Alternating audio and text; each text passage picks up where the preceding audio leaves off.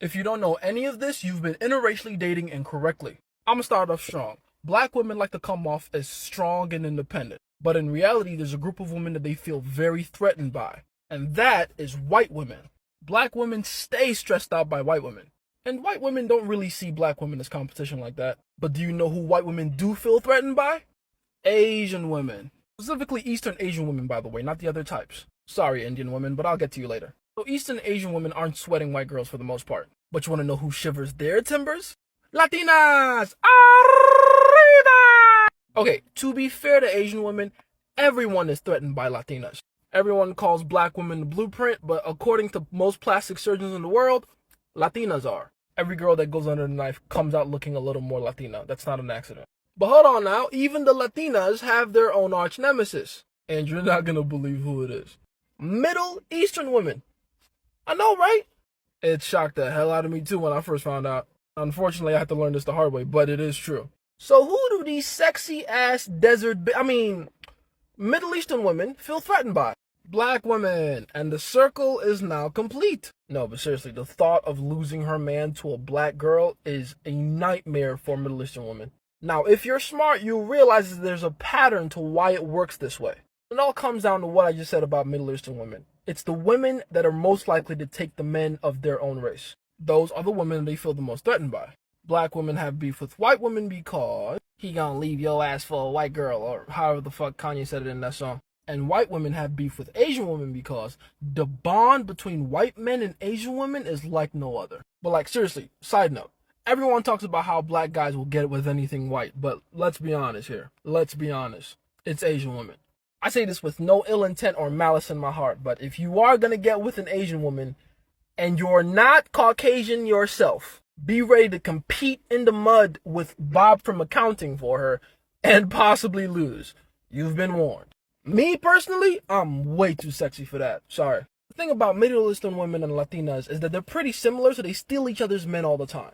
It's not uncommon to find a Middle Eastern chick with a Latin man, or vice versa, honestly. There's actually a bunch of TikTok couples that prove my exact point. So in your spare time, go see what I'm talking about. Now, as for Indian women, I have a soft place in my heart for them, because they're in the same boat as black men. Depending on how much effort they decide to put in themselves, they're either the baddest bitches ever, or no one wants anything to do with them. They're either above expectations or below it. There's no middle ground. There's no such thing as an average black man. There's no such thing as an average Indian woman. And that's their superpower. Everyone underestimates them. Even though in my personal experience, they're pretty much the baddest bitches on earth. If they work at it though. It's been Jace, your favorite scientist. Do with this information what you must.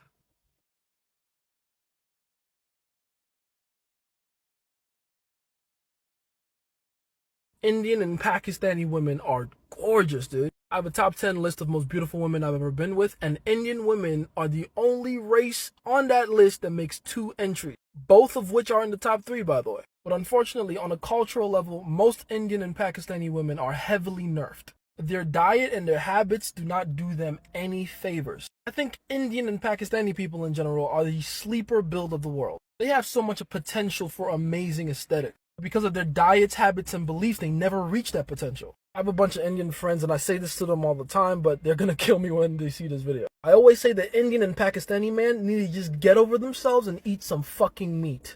I'm not even kidding. Get some protein in your diet, real animal protein, and then stick to a solid exercise regimen. And what the vast majority of Indian and Pakistani men will become, inevitably, is a genetic specimen. And the same for the women, by the way. Come on, you can do it. Get some protein in there. And only after that can you take your rightful place as the baddest bitches on the planet. But Jason, it's our religion and... Shut up! You want to be sexy or not? And I'm talking to the men here. Do you want to be sexy or not? Because last I checked, almost every Indian or Pakistani guy that did the exact same thing is now famous on social media. What are you waiting for? Do with this information what you need to, like right now.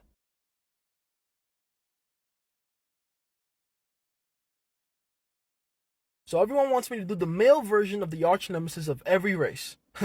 Okay, don't forget now, you asked for this, fucker. Unlike the female version, the male version is actually very simple. Here's how it goes.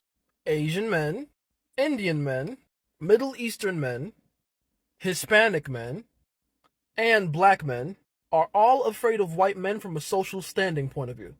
White men have the biggest advantages when it comes to first impressions and universal likability. I personally call white men the world's designated boyfriends. Asian women especially see them as the healthy medium between the overly aggressive testosteronic black man and the overly effeminate Asian man, which is why they have unofficial boyfriend status, or as the girls on TikTok say, golden retriever energy. Now that's just from a social standing standpoint, which is one half. The other half is sex appeal, and that's where black men come in. Everybody is deathly afraid of black men when it comes to this. Hell, even other black men, ironically enough. And because of this, a lot of black men are very cocky and like to throw their weight around.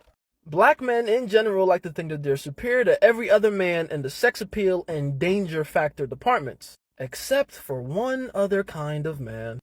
Pacific Islanders. These niggas are scary.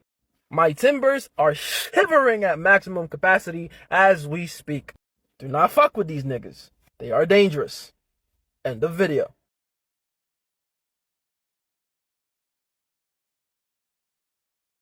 So I made a video about the different races of men and how they view each other, especially with regards to dating, that blew up. And it's got every man in my comment section arguing and fighting for superiority. So I'm going to use this video as an opportunity to not only clear up some misconceptions, but to change the way you think about this. First things first, the video I made isn't a representation of how the men actually are. It's more a representation of how the different races of men are viewed by the world. And the way they're perceived by the world is what helps to define what kind of first impression they give off to the world without even trying. Let's use myself for example. I'm a black guy. Or at least, that's how the world views me initially. Because you see, I haven't always been a black guy. I grew up in Nigeria. And because everyone is black in Nigeria, then therefore no one is black in Nigeria. Side note, it turns out blackness only exists in reaction to whiteness, but I digress. Back at home, I actually had to fight to earn every bit of respect and fear I got from other people. But ever since I got to America, which is a different place with a different kind of people that perceive blackness differently, people just hand me the fear and respect off rip. I don't even have to try. Because I'm a black guy, I'm perceived as dangerous, right? That's the first impression I give without even trying. And that has some massive advantages, especially with the fact that women on a biological level associate danger with sex appeal. The disadvantage being women don't necessarily trust men with massive sex appeal. Because for women, they're the hardest to consolidate on and the least likely to commit monogamously. You see what I'm saying? There's give and take with this. Every quirk has its drawback. But again, that only has to do with the first impression, which brings me to my second point. Despite your race and how you're viewed, you get to change your first impression. You know that, right? If no one's told you this yet, let me be the first one to say it. With some intelligent work and practice, you get to operate outside of the confines of the way the world views your race, especially when working with the drawbacks that are associated with the way your race is perceived. You can completely change the way people perceive you in less than 1 minute of a conversation. And not only does that help you to be treated differently by other people, but it also helps to increase your mystery and complexity as an individual, which will in turn help you to break a lot of rules in the dating game. Yes, to the world, I'm a black guy. But if you were to ask any of the women I'm seeing right now, they don't see me as just another black guy. You see my point? As far as dating is concerned, I don't operate on the same level as other black guys. And I'm not just saying that to feel special. My life literally reflects that. I break all the rules. In fact, I usually end up dating women that would never date black guys.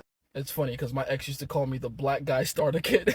But anyway, to my third and final point. Know thyself. You have to understand who you are in this game, how you're perceived, and how you should operate. And even more importantly, what things in your first impression and your avatar you need to amplify or overcompensate for. I think for other races, it's fairly obvious what their weak points are and what they need to change. But from reading the comments in my other video, I've come away with the impression that a lot of white men don't believe that they have any. Which I thought you would just have the best first impression perks, but not the worst drawbacks in the back end, really? Hold on.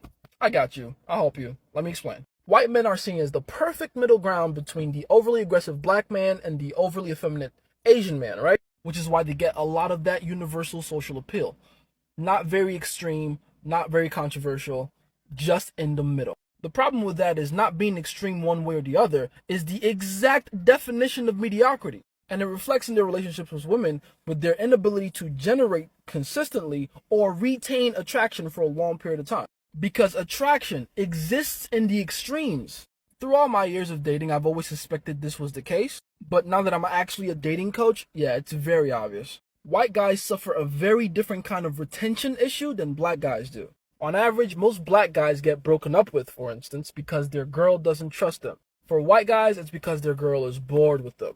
The problem with being in the perfect middle is that you leave no impact. And on a cultural level, white men aren't taught to push the envelope like their black counterparts are. Which is why, on average, it's a lot easier for black men to leave imprints. Because impact equals imprint, you feel me? And by the way, from my experience, a lot of white men live in constant fear of having some other guy, usually a black guy, come in and make an impact on their girl. I mean, look what's happening to Adam 22 right now. Perfect example. So my advice to white men in general is you have to learn how to be a little more impactful. If you don't want every girlfriend you have to psychologically check out of the relationship the moment you get in one, then I highly suggest you fix this immediately.